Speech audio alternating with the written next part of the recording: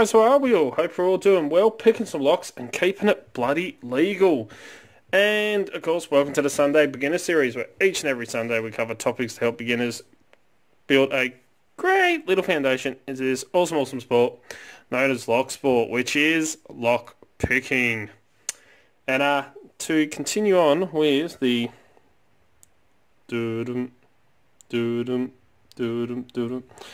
the pick that we were putting the handle on, the deer antler handle on this prototype pick that Penny sent me. And you just remember this is the high reach from prototypes of the Valerian set, 19 thousandths. And I decided to put a handle on this one. As you know, I did these two here, which is the B shoe, which I use quite a lot. Absolutely love the B shoe profile. Penny is a bloody legend and a fantastic pick designer, and you know the Warlock Tools picks are fantastic. They're nice and long, perfect when you got giant bloody meat hands like me. So they're really nice and long, and I'll put a handle on, just extend it out a wee bit more. But if I grab a Sparrow's hook and show you just how much longer they actually are. So Sparrows I use all the time. I love Sparrows. They are very small though, whereas Warlock Tools picks are designed for big hands. You know what they say? Big hands, big gloves, big feet, big shoes, you know it. And also did the short hook one as well. So put a new handle on that just to beef them up a little bit. Absolutely love those two picks. I use them all the time. But we were putting a deer antler, since I had that dream of making a pick with deer antler. And this is it here. Have a look at the shine that comes up. You can, camera won't cooperate fully, but you can see how well the light just reflects straight off that pick. So I'll go through all the troubles I had with it, and you know I was going to show you, you know, how to finish it all off, but I didn't want to bore you with that at all, because that would have been actually really boring. But because I clear coated this, I finished it like I would when I paint a car, and my old man was the one who taught me, and you know I actually spray painted one of my cars. But when he used to be a painter and decorator back in England, and the very first time I ever learned how to paint was actually painting inside. He's done both automotive and, you know, houses. And the very first time I ever painted, and he said to me, "You're cutting in." I said, "Alright, you got one of those cutting in tools?" And he goes, "Nope, not using that." So we got a small brush, and he goes, "I'll get you one." And he found the biggest bloody brush he could. I mean, this thing, it was massive. And he said, "Cut him with that." So I did all the cutting in and everything, and I said to him afterwards, I said, "Why give me the biggest brush you can find?" And he goes, "Because if you can cut him with that, you can cut him with anything." And he was old school trained. You know, as a painter and decorator, that was his trade. And he used to do automotive work as well.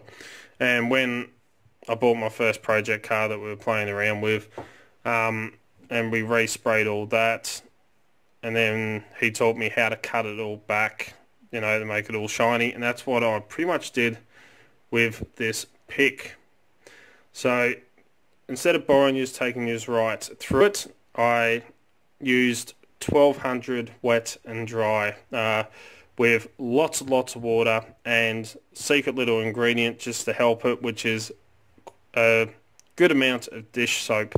As funny as that sounds, dish soap in it works absolutely fantastic, and I use that to knock it right back. You can go 600 and then go up to 800 and then go to 1200. It all depends on how bad the waves and all that are in your pick or in your clear coat. But buffed it right back as much as I could be bothered with 1200 wet and dry, with plenty of water on there, plenty of dish soap, and worked it right back so it was nice and smooth. But it goes kind of, you know, scratched up a bit. and a bit cloudy. So then I've got a tin of automotive cut. So you can get cut and polish, or you can just get a cutting compound, which they use when knocking back the layer on the clear coat. So I used the cutting compound and worked this pick right the way down, all the way up. Every little bit I covered and was rubbing and rubbing. Spent ages knocking it all back with cutting compound, and that really just finishes it off, smooths it right out and clears it right up, and you end up with a nice little shine and protective coat. And you can kind of see the depth that that clear coat has actually given this pick. So it's protected it because the deer antler is actually very, very porous. Feels absolutely fantastic in the hand. Super lightweight. It's not heavy at all. And come up pretty bloody good, I have to admit. But, you know, there was a couple of little things that I did notice during this process that I'm not really happy about, and you know, I will do differently next time. But since this is for me, I'm not giving this one away. I'm not that fussed, you know. There's a couple of imperfections in it, but it's mine. I don't give a shit. If I do it for someone else, make one, then, you know, I'll do it completely different to how I've done it. But as you know, I cheated and just dipped this into the clear coat. And deer antler being porous like bone, and if you have a look, you can kind of see, come on camera, in this end here where it was all porous, I got quite a few little air bubbles that popped up through this because it's all aerated in here. So you do get little air bubbles that pop up throughout the pick. That's the problem with actually just dipping it rather than spraying fine layers on. I couldn't be bothered. I was in a rush, you know, kind of thing. Just dipped it. Next time, if I do clear coat one, it will be spraying it on rather than dipping it. It was just, you know, idea, testing it out. You know, you learn from your mistakes, and at least it's me that's making them and not yous. So, yeah, you can kind of see a few little air bubbles that have come up, not just because it's porous, but because of dipping it. And so you can kind of see some of them. There's still got a little bit of that, come on camera, cooperate. That white speck in there is actually cutting compound. So if I grab a little hook and actually, you know, clean some of that out like that, that's the cutting compound that I used. But yeah, that's the downside to it. We're dipping it, so next time I would definitely just spray it with a clear coat rather than dipping it, so you don't get all those air bubbles. But, you know, I wanted to fill in all those little cracks, especially that one just there. You can kind of see that dent where it broke when I was drilling out the holes for the pins.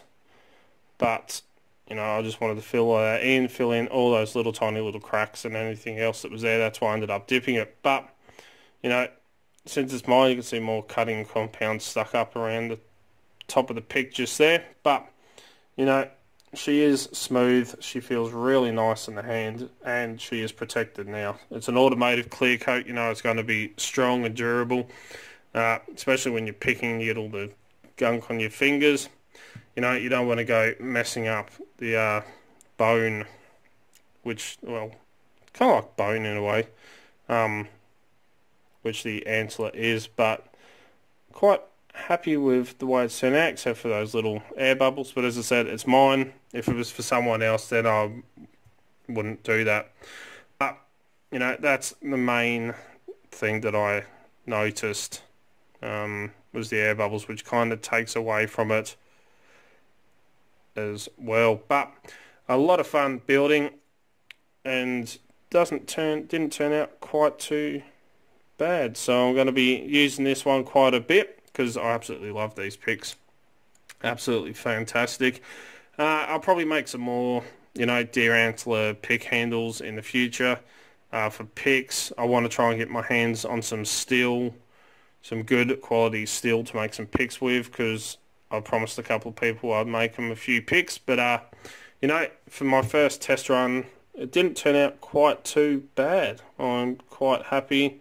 Got a nice shine to it. I could probably buff it up a bit more if I really wanted to. It's actually a jewelry cleaning cloth, but you know, she does have quite a nice shine to it, and so does the pick. I mean, these Valerian picks are fantastic. You can almost signal for help with that. Look at that. All those little scratches from me bloody using it. But there you go. Would I recommend doing it? Yeah, it's a hell of a lot of fun to actually do. But, you know, as I did show you in the second one, wear a mask because this stuff stinks. It is bloody foul. I was, you know, told it's like death, the smell of it, but you know, honestly, it really, really is. It's bloody horrible. But yeah, just take your time. Don't dip it like I did. I kind of regret doing that now. I should have just sprayed it. Done a few very thin coats of clear spray rather than dipping it, but I wanted to try and really fill in all those cracks, and then I could smooth it right back. So it was all uniform. So that's the biggest mistake I actually made. But other than that, she works beautifully. Feels fantastic in the hand.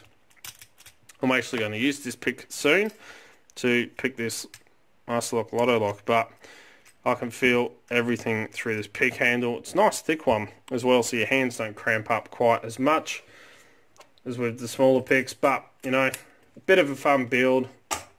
I got some deer antler left, and I'll probably get my hands on some more to make up some picks. But yeah, I quite like the way it's turned out. She looks pretty bloody cool. You don't see these very often. Everyone's into wood and micarta and all that, you know. I thought it'd be something a little bit different, but yeah, I'm quite happy with how it's turned out. But yeah, no work of art like stuff that Wes Picks makes, or Tepeni, you know, or Rat Yoker, or any of those master pick builders. John Egginton, you know, they make works of art. This is just a hobo hobo pick handle. But yeah, she works beautifully. She's comfortable. I'm happy. I'm not the best when it comes to this stuff, but there you go. Pretty fun little build. Highly recommend you just give it a try. Just, yeah, take your time. You know, be very careful when you're drilling it out. It is porous. They are super strong, but, you know, they do have a tendency to crack or break if you're not careful. But yeah, hell of a lot of fun. Highly recommend it, and that'll finish that one up. So now I'm going to go into making a few more tools. In the Sunday Beginner series, I want to move on to EDCs, you know, everyday carry kits. I'm going to look at a Locksporters one, and you know, what I would consider it, you know, a entry kit. You know, kind of a kit that's, I want to do like what a Locksporter would do, like me myself being a Locksporter. What I reckon would be an awesome everyday carry kit for picking and stuff like that. Then I'd have one that I want to go through, show you as an idea, which would be like a multi-entry kit. So one of those kits if you were locksmith kind of thing, in a way. I'll explain it all in more detail when we go through it. But we'll go on to doing, as I said, more builds and stuff like that. I'll teach you how to make, or show you how I make the, not one of this one, but a traveller hook.